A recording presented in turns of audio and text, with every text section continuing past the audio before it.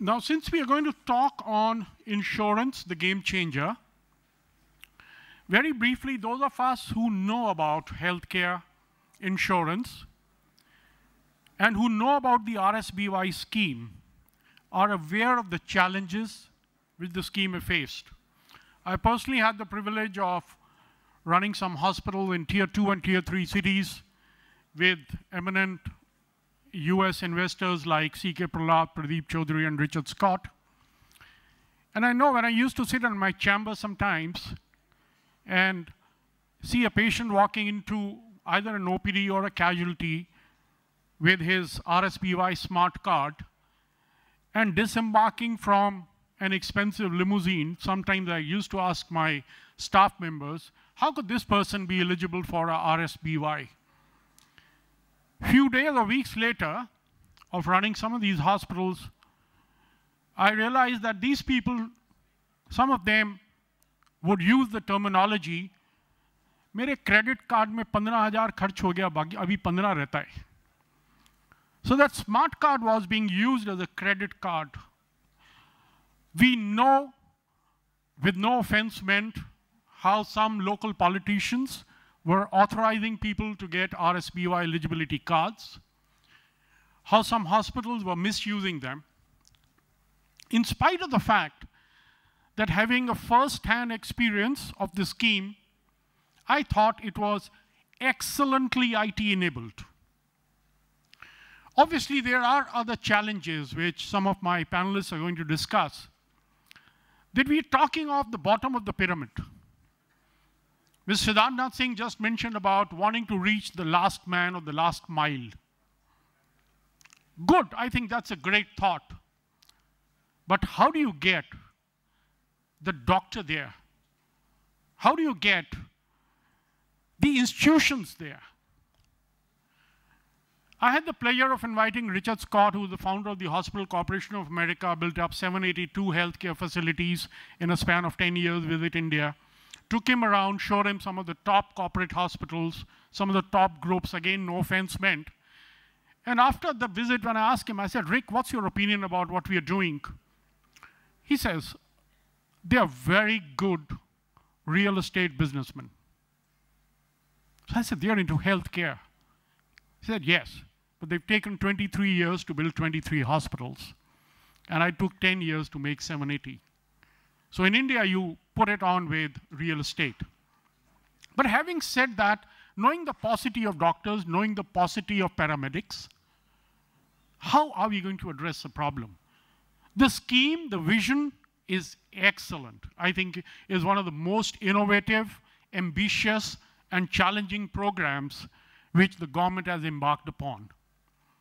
All of us sitting here and outside as professionals and honest professionals should give our views to the government honestly, practically, based on experience of how this thing, how this most innovative scheme could actually roll out.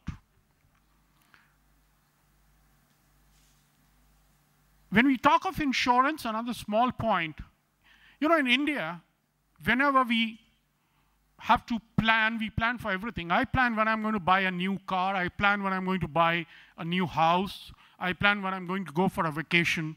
But I never plan to put aside some money or what's going to happen if I get an acute heart attack. So we've always, over a period of times, presumed that healthcare is something someone else is going to pay for. In spite of that, health insurance, we're not talking about the Ayushman Bharat and the new announced scheme, but we're talking about the health insurance as it exists in the country today is a minuscule percentage of coverage. With over 74–75% of healthcare in private hands, the public-private partnership models, again Ms. Singh mentioned, come in, take over district hospitals. We know we have challenges. We know there is an acute shortage of manpower. How are we going to address that? We all talk of primary healthcare, secondary and tertiary, and that's another thing I want to touch on because I want my panelists to cover that. I had the privilege of speaking at the World Medical Assembly where I expressed my views which were very different because I was running a comprehensive healthcare facility in a tier 3 rural setup. I said a lot of times, these are excellent terminologies which are coined. 60 years back, we set up these entire setup of PSCs, CHCs, district hospitals, and tertiary care hospitals. What is primary healthcare? Doing an institutional delivery, is it primary healthcare? I asked this question at the World Medical Assembly, and there was the person who was chairing the session. I said, is institutional delivery primary healthcare? He said, yes. Because unless you have institutional deliveries in India, for example, you won't bring down your maternal, infant mortality, morbidity, and so on. Good. Now, the lady on the labor table gets into an obstructed labor and needs a cesarean section. Is that primary healthcare or secondary healthcare or tertiary healthcare? So, I feel it should be part of primary healthcare. All right. So your PHCs should have an OT with an anesthetist, with a gynec surgeon. Great. The child you deliver, the child she delivered after a C-sec, had birth asphyxia, and you need a neonatal ICU to take care of the child. Is it primary, secondary, or tertiary healthcare? You have a roadside accident occurring in a rural village, and we all talk about the golden hour. We talk about the golden hour of head injuries. So should a primary health center or maybe a functional CHC or a district hospital have a CT scan center? Is that primary healthcare? Why I raise these points is that the eminent panelists I have in my panel, I would want them to address this honestly, boldly, because it's only then that we'll be able to give our thoughts, our constructive criticisms, if any, and our roadmap to the government, how to ensure that this great envisioned scheme of Ayushman Bharat sees the light of tomorrow. With this, ladies and gentlemen, I invite my first panelist, and like I said, we will follow a different pattern. I invite Mr. Vedish. Vedish is the president of OPPI, so he heads the Organization of Pharmaceutical Producers of India. He incidentally also is the managing director of GlaxoSmithKline, one of the global giants in pharma manufacturing. And we've had talk about generic medicines, affordability of medicine.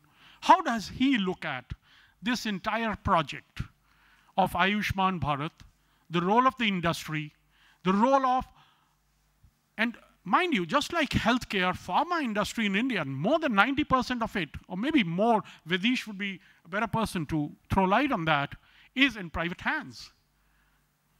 I remember we just used to have that IDPL, which was the government sector, public sector, pharma manufacturing. You hardly have any now. So while with a lot of positive that the industry is doing, whether it's healthcare or pharma, the moment you're in the private sector, you're also looked upon with some suspicion of commercial angles, some suspicion of not doing the right jobs. How do the industry handle this? How do they look forward to this program? Mr. A. Vedish. Good afternoon, everyone. Is it audible? Okay. So first and foremost, I think we all need to be proud of the fact as a country. Many times what happens is whenever we talk about various initiatives, first thing we say how deficient we are in what we do. I think we generally tend to look at the negative side of what we do in our country. I thought for a change, I think I want to say a few things that we have done well. 1945, when we gained independence, the longevity of an average Indian was 46. And today, average longevity is 67. So now people in India are living longer. As much as we would like to say we could have been living age of 75, surely. But I mean, I'm talking about an average age, means there are people who are living longer than 80 and 85. So today, if you really ask me from a healthcare perspective, India has done a fantastic job of people used to die of stomach ulcers at the age of 40s. People used to die of infections, minor infection. Today, nobody die of stomach ulcers. Forget about stomach ulcers. Not too many people now die of even heart attacks. So many people are getting treated at much, much earlier than, even if you look at the earlier days when somebody says, I'm retiring, means it's a matter of couple of years' time they are not going to be around in this world. But today, we are talking about people who want to have a retired life, means they're going to have a second innings in a very healthy way. So first and foremost, I think we need to recognize the fact, as a country, we have progressed. I think we need to recognize it and appreciate the ecosystem that has made the difference, whether it's a private entrepreneurs of a nursing homes or a private hospital way back in 1983 when Apollo Hospital started. That was the first private hospital to start. And I remember I was a regional manager south, and I had a chance to, we were selling sutures at the time, surgical sutures, and they didn't have money to pay for our receivables. And we had an opportunity to see how this private hospital has now become very much part and parcel of transforming the healthcare in this country. As much as one can bash up the various private players, I think there's a lot of contribution that is made. Look at general hospitals. As much as we would like to say, I think the quality can improve, definitely things have changed. I have worked in those hospitals many years back and what it is today. So things have changed. Now the question here is that looking forward. So what is that we as a country that we should be doing, and what is the relevance of Ayushman Bharat or the National Health Protection Scheme that has come in? I had a chance to spend a bit of time in the health insurance industry by accident way back in 2006. Ever since 2006, when we started the CII Health Insurance Committee when I was chairman, and the premium was only 3,000 crores. Today, they are going to touch 40,000 crores. Can it be 150,000 crore? Absolutely. We all need to recognize the fact today now more people have money to pay for their medical bills through the insurance. Can they improve? Surely. Not many people know the statistics. Around 35% of the population is covered by some form of insurance or cover, either through a CGHS or through the private insurance or through the state insurance. Almost 35 crore of people already have some form of cover. So we need to remember that we have progressed. So what does this mean when we talk about National Insurance Scheme? India is very uniquely positioned. I'm not going to take much of a time, but I need to give you this background. Unlike other countries, India has a very unique healthcare system where almost 60% of the healthcare is being delivered by the private players, and government plays a very big role in delivering healthcare through the supply side financing. What we call it is most of the communicable diseases are managed. Acute care is being managed by government very well. Today we do have massive immunization program that's taking place. We do talk about pneumococcal vaccine that's being rolled out. So there's a lot of good stuff that's happening. In fact, vaccination is an insurance as much as insurance against disease. The biggest advantage India has is billion population. The power of billion comes into play when you want to do insurance. Insurance is nothing but a risk pooling. When you have a large number of population that you are able to pool, you are able to underwrite the health risk much better than many other countries. What government has announced is a fantastic program recognizing the fact at any point of time, out of a billion population, you won't have more than 3 to 4% of the people are going to fall sick terribly, which requires a great level of medical attention. So you are talking about 30 million people require high level of medical attention.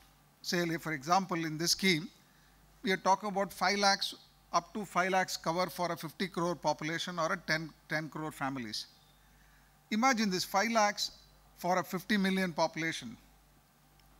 It's fantastic. You will be able to give a global standard of care. So what we are doing is that by pooling the risk, healthy people paying for unhealthy people. What earlier days people used to say, rob Peter, pay Paul, right? Now it's not about robbing, but it's about risk pooling. How do you make sure that you are able to give to people who need medical attention in a way that it is not expensive? More the population, better it is. So what government is doing by involving insurance and some other trust, this is going to be run by state government, but at the end of the day, healthcare is a state subject. How does it work? Every state government has got a state corporation who does a procurement. People keep talking about affordability of medicines. Even today, they buy medicine through tender process. There are processes that are available, L1 or L2. So I'm not even sure why people get mixed up with saying that how we are going to provide accessible medicine. Medicines are available at a throwaway price. Even today, by government state corporation when they tender. So you are going to get medicines or devices at a price affordable. Finally, somebody has to underwrite the risk. It will happen like insurance company or a state government run trust. I think the problem primarily is going to be, I'm not saying problem, but a challenge, where we need to look at, is the availability of healthcare delivery. If you look at southern states, highly developed healthcare system. Somebody mentioned that 60% of the new hospitals come up in southern states every year. Where the challenges are going to be in places where you don't have the density of healthcare providers. You are going to provide money in the hands of people, means ability to buy healthcare, a common man with 5 lakhs worth of cover, but this person should also have somebody to deliver. Now that, in my opinion, is a challenge that either a public and private partnership has to work. It's not about pharma companies or a devices company are going to come and play. That anyway is being taken care by the procurement process. Where you are going to have problem is the providers. So there has to be some kind of a big incentive that has to happen to places where there are no providers available. There has to be incentive for doctors to go to the places because there are going to be money available because people are going to have 5 lakhs worth of cover, they are willing to pay. So by doing this program, what government has done is that they are creating a market for healthcare provisions. Earlier, government was doing only what we call as supply side financing by providing hospital, drugs, everything. But this is a very smart way of combining private players coming in here and delivering and making the private players accountable by like accreditation. There's a lot of stuff that without getting into the details. So I strongly believe that we are well placed for a big transformation as far as healthcare delivery to places where it's required. So rather, I didn't expect a meeting like this to happen about 8 or 9 years back, where we are talking about launching a nationwide insurance program. Every year we used to conduct this insurance summit. We used to talk about this.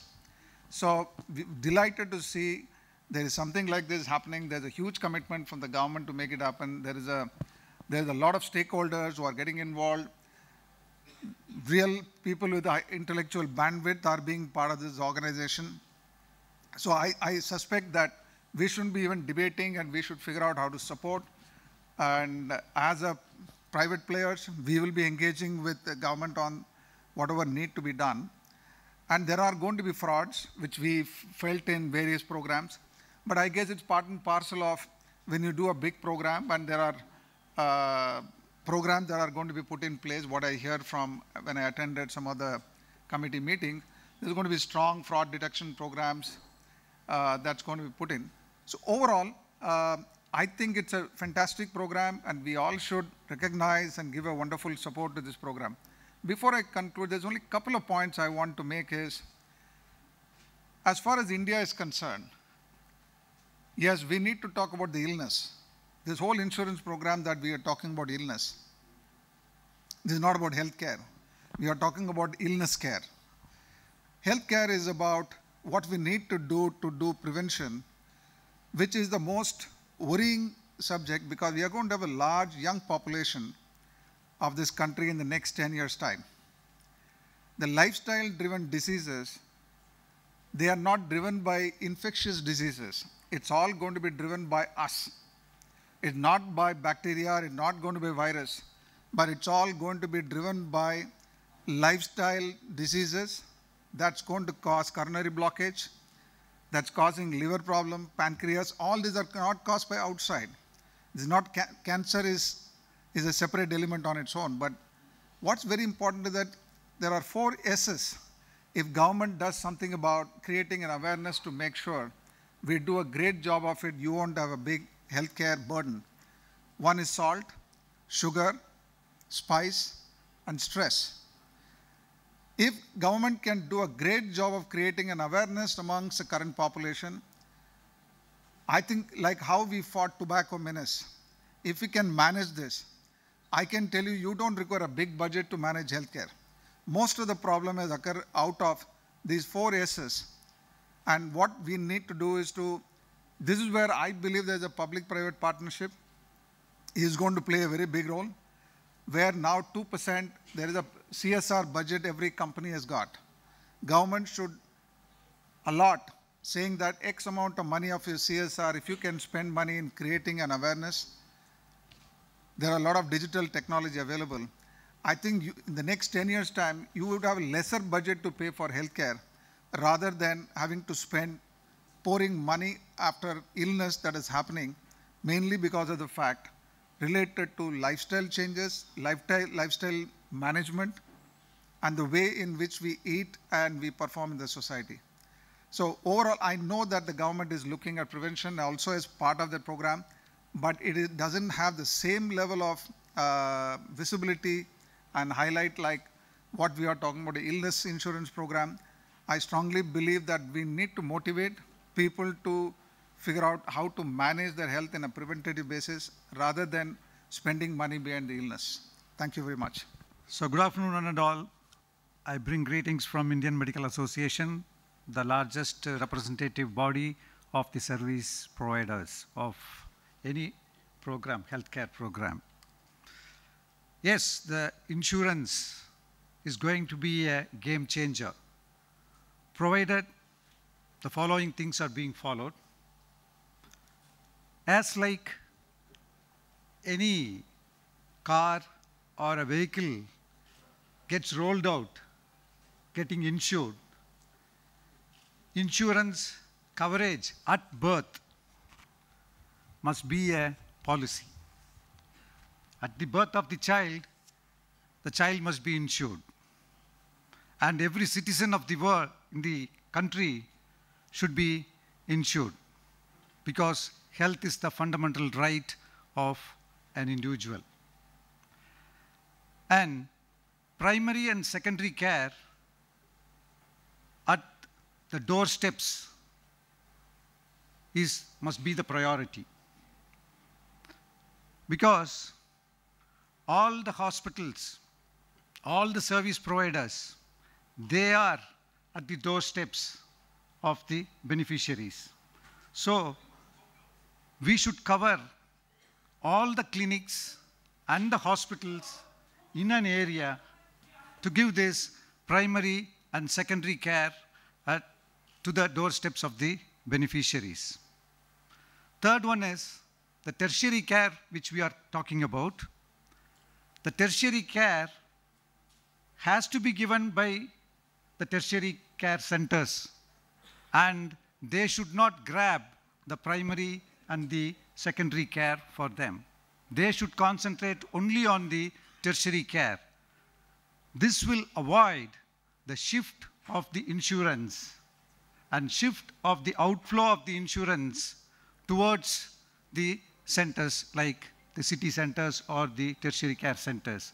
We should focus on shift of the outflow towards the peripheral centers and the primary and secondary care providers so that they can upgrade themselves as the funds flows into them and also give effective care to the beneficiaries at their doorsteps.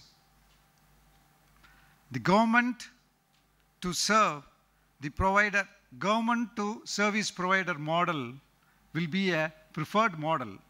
The reason being, we can save at least 30 to 40% of the budget, which can be concentrated and we can provide to the beneficiaries. And the strict monitoring of the beneficiaries and service providers with robust information technology program is a must, because our predecessors were talking about that the people who are really in need of the service, they are not being provided, whereas the people with the Audi and Benz car, they take away this with bogus cards. And proper grievance redressal forum with the major players, with the major representative body for the service providers like IMA must be there to curtail all the fraudulence and the things. And the last one is the government can concentrate on providing subsidies and IT exemptions and subsidies on various others, the equipments, hospital building, lands for the hospitals, then equipments for the hospitals, such and forth, and with the income tax exemption for at least the profit gained through this scheme, Ayushman scheme or any health insurance scheme, that will give a very good chance for the primary and secondary healthcare providers to upgrade themselves. And empanelment must be uniform, and all the eligible clinics or the hospitals should be empaneled irrespective of the number of the hospitals or anything in that particular area, which will unnecessarily, if the selective empanelment is there, that will lead on to bribery and fraudulence. So with this short notice and the informations, I thank and for the opportunity given to us. Thank you. Thanks, Ravi. We'll now have Vivek Srivastava. Vivek is the founder and CEO of Healthcare at Home, one of those persons who strongly believes that a lot of burden can be taken off the shoulders of our healthcare facilities if we were to look at healthcare at home. Vivek, your brief views on how healthcare at home could be a solution or one of the solutions towards a speedy implementation of the Ayushman Bharat program. Thank you. So, just briefly, what all do we do so that you understand the context I'm talking about? We have two parts of the business. One is what you can say hospital at home kind of services, right? So delivering whether it's oncology or chemotherapies at home, setting up ICUs at home and so on. So delivering even tertiary care at home, right from the primary side till tertiary. And then there is a second business which we do, where we work with pharma companies, where we work with the pharma companies across the patient journey, right from creating awareness of diseases to each and every step which comes after that, whether it's screening, diagnostic, managing disease management programs on chronic diseases, and then collecting the outcome, etc. So those are the two businesses which we do.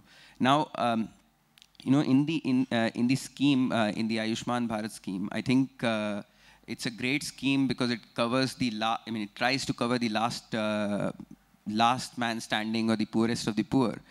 I think I was mentioning that in my comment earlier as well, that one of the things which we have seen across the globe, insurances pushing for home care, because home care turns out to be cheaper than the hospital-based treatment. So, you know, it's a globally proven fact, whether it is NHS in UK or Australia or anywhere else, accepted, you know, discount is about 20% from the hospital's pricing. So that becomes one solution in the overall scheme of things, because at many places, even if we try hard, we will not be able to set up the kind of capital expenditure and get people to serve the last mile, because there will not be return on investment. So if you are able to create an ICU in a village, for example, which we did, you'll be able to still serve the customer and it'll cost lesser. So, you know, those are the things which we should believe that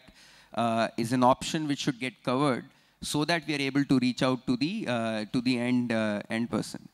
The other part, which I think Vaidesh covered at the end, was around how do we prevent that hospitalization itself? How do we prevent that acute incident itself? Because a large part of the acute incidences now would be, you know, we are moving from the infectious disease side to the NCD side. And if we manage the diseases well, right, and have programs which are technology enabled as well as people enabled, which reach out to the masses, and where actually, you know, the pharma companies have been working a lot. So the pharma companies could work, the government could support, and organizations like us could also build in the scheme of things, so that we are able to actually prevent the hospitalization from happening. So if we keep some part of the premium itself to take care of a situation where anyone who's diagnosed of these kind of diseases gets on a program, and hence we prevent that hospitalization phase or the acute phase to come in, it will save a lot of money for the insurance providers itself. So, you know, those 2 points, in my view, should be taken into account when we are building these programs. I'm sure the other things are already being done. You know, the minister talked about capital expenditure and how we do things. But all, you know, these two, especially through your PHCs, etc., if we can get that through using technology and using the last ASHA and so on, or community nursing, that would probably be a game changer in the scheme of things. Thanks, Vivek. We have Dhruv Sareen with us. Dhruv is the Director and Head of Operations of PolicyBazaar.com. So I'll, without wasting time, straight give it to Dhruv for his insights, his views on how, as someone who knows, studies insurance very keenly, looks at the IT integration into insurance, looks at this ambitious program. Dhruv. Hi, good afternoon. Just to give you my background, before joining Policy Bazaar, which is an insurance intermediary, I had no experience of insurance. And in fact, none of the key people at Policy Bazaar have any experience of insurance, right? But we've still been able to create something in insurance. The reason is because for us, two things are very critical. One is the consumer and the second is use of technology, right? So, and hence we would also want to define our category as InsurTech, right? So now when I look at using InsurTech in the whole Ayushman Bharat implementation, I look at three things. One is enrollment of the 10 crore families into the whole Ayushman Bharat piece. The second is claim settlement, I think, which is very critical from a healthcare delivery provider to manage their cash flows. And I think the third, which I look at, which is a bigger question that at some stage, somebody will have to answer, is the feasibility of the whole Ayushman Bharat piece, right? I'll touch upon each of these 3 points as to how does an insurance company or somebody who's part of insurance can contribute to this. On the enrollment piece, if I draw an example of something that the insurance companies have done in the last 3 years, is very similar to crop insurance.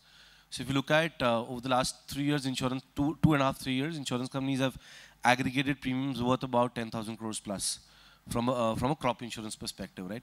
And I have seen colleagues of mine actually go to remote villages about 100 kilometers from a tier 1 or even a tier 2 city, stay in those places for about 15, 20 days and get empanelment done for farmers.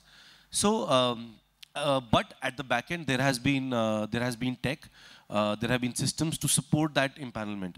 So I think from a enrollment and an empanel perspective, I think insurance companies can contribute a lot in ensuring that the 10 crore families and 50 crore citizens can be empaneled in a smooth and a seamless way. Second is about claim settlement. I think insurance companies have invested millions and millions of dollars in trying to build efficient claim settlement system. For a normal retail consumer today, claim settlement happen in less than 22 minutes, roughly.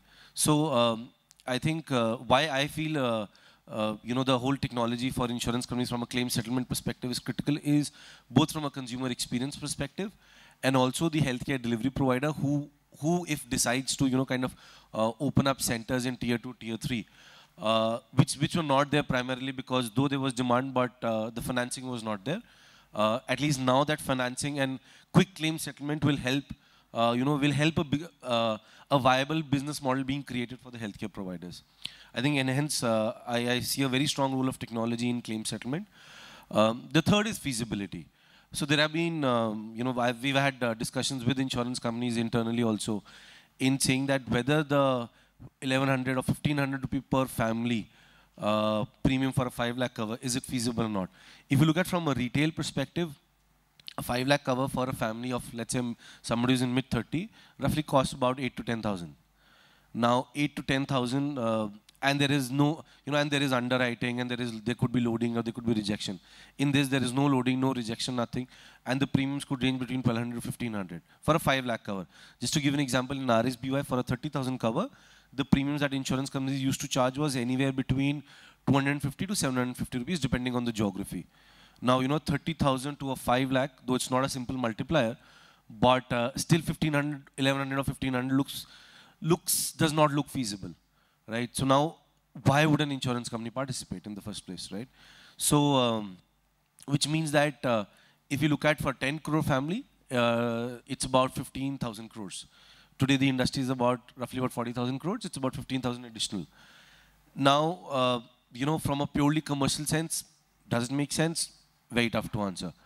I think it does. I think that is where the insurance companies will need support from the other healthcare providers like pharma, like healthcare at home and other, so to say, the chains who would want to go in tier 2, tier 3, is basically by saying that whatever claims come in, how do the insurance companies along with these partners analyze those claims and say, hey, this is where we can, is there a way in which we can reduce the cost of, let's say, healthcare delivery? Can we increase efficiencies to reduce that cost so that the whole model of Ayushman Bharat becomes feasible from an insurance standpoint? See, fundamentally, if you look at what does an insurance company do? It's actually funding or financing the healthcare spend. Now, if it becomes unviable for them, right, they will not be able to shell out money from their pocket. And if it is, if it is unviable for the government has, kind of put aside 15,000 crores for this program. What if it goes beyond? So there is, the way I look at it, the insurance companies using their tech and using their data analytics, working with partners can help, I'm not saying will, can help in figuring out how do we bring efficiencies in the whole healthcare delivery so that costs can come down. I think overall, these are the broad 3 points, 3 views that I had on the whole contribution of insurance companies and insurtech company like ours to contribute in the Ayushman Bharat.